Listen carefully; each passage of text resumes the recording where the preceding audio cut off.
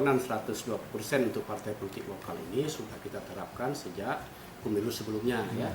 2019 juga sama kita terapkan.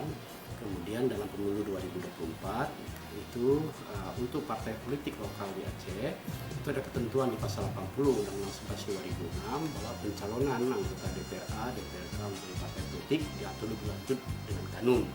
Nah, Kanun Aceh nomor 3 tahun 2008 tentang partai politik lokal itu di pasal 15, 16, 17 itu menyebutkan bahwa pengajuan calon anggota DPRA dan DPRK itu memuat sedikit 120% alokasi kursi dari yang ditetapkan, sehingga ada ketentuan di pasal 20 Kanun Aceh nomor 3 tahun 2008 itu memerintahkan kepada kami KIP Aceh untuk menetapkannya dalam peraturan KIP.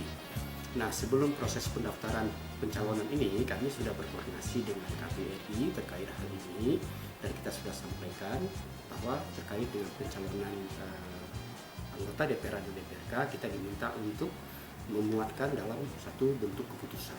20%. Dan sekarang partai politik lokal dalam silonnya sudah termuat 120%. Gitu.